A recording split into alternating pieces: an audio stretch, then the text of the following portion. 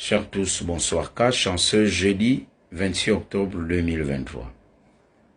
Il y a un faux débat qui a lieu en ce moment sur le net. C'est le débat concernant la révocation de Frédéric Bongo. Ne tirons pas trop sur la corde et n'ayons pas la mémoire courte. Savez-vous combien de Gabonais militaires ont été révoqués? Parfois injustement, mais combien en ont parlé? Monsieur Frédéric Bongo, le fils d'Omar Bongo, le petit frère d'Ali Bongo, parce que lorsqu'Ali Bongo était au pouvoir, il était là, avec lui, et occupait des postes stratégiques, services spéciaux, la garde républicaine, etc.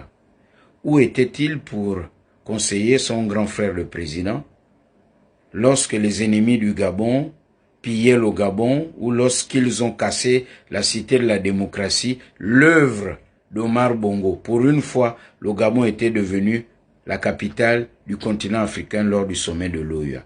Où était Frédéric Bongo pour dire à son grand frère le président, ah, c'est la maison de papa, on a bousillé la maison du camp de Gaulle. Ils ont même le matériel, les rideaux, tout ça, c'est fini.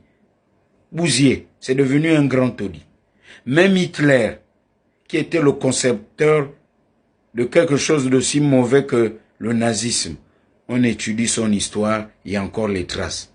Omar Bongo, qui n'a pas fait un génocide, Ali Bongo, avec Frédéric Bongo à ses côtés, au niveau de la sécurité, ils ont laissé saccager la maison d'Omar Bongo. Aujourd'hui, il n'y a plus les traces d'Omar Bongo. Omar Bongo était un patriarche, un père de famille comme chez nous les Bantous. Il avait ses qualités, ses défauts.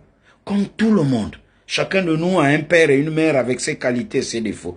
Mais on reconnaît à Omar Bongo qu'il avait bon cœur. Il avait la main tendue. Il savait pardonner. Il était généreux. Si Frédéric Bongo voulait prendre le pouvoir ou être encore au pouvoir, vous pensez que les Gabonais allaient accepter ça?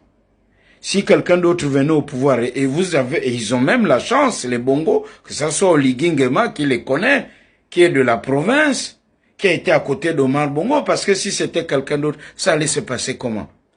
Qui de Bongo a tué 2 fois Omar Bongo? N'est-ce pas celui qui était au pouvoir, avec à ses côtés, celui qu'on a révoqué de l'armée? Attention, il ne faut pas trop tirer sur la corde.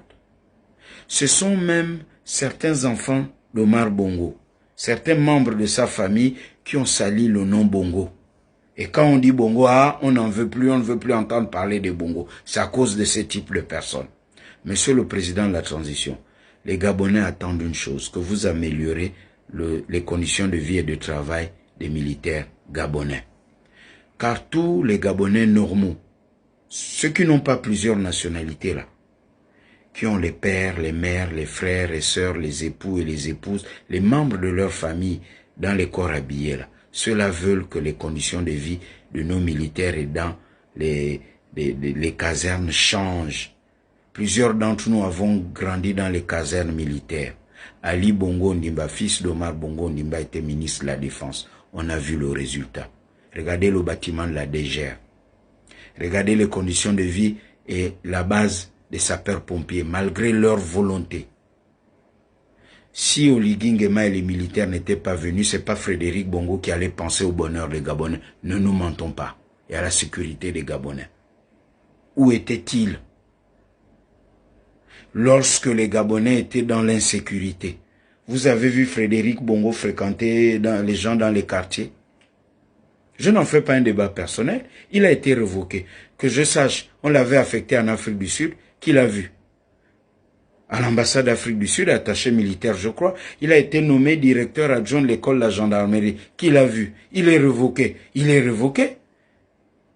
Mais combien de Gabonais on révoque parfois injustement? Qui prend leur défense?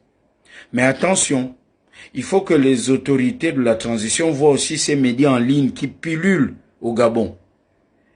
Et il faut que la HAC, mais vraiment sanctionne. Soit ils se mettent en règle. S'ils ne sont pas en règle, c'est que ce sont des mercenaires.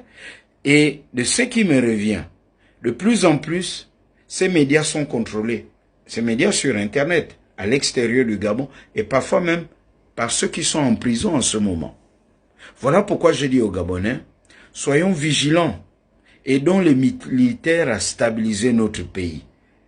Les histoires d'enfants gâtés à la Frédéric Bongo, ben on n'a rien à secouer, excusez-moi, mais il y a mieux que ça au Gabon, pour que notre sort vers la félicité soit véritablement cash. La vie de nos corps habillés ne se limite pas à Frédéric Bongo. Cash. Monsieur le Président de la transition, les Gabonais attendent l'amélioration des conditions de vie et de travail des militaires. On ne veut plus voir les militaires sous le soleil, sous la pluie, en train d'attendre un taxi. Il faut penser à eux. Cash. Et l'armée ne se résume pas à Frédéric Bongo. On l'a renvoyé, comme disait Omar Bongo, eh ben, le champ bois, la caravane passe. Et c'est cash.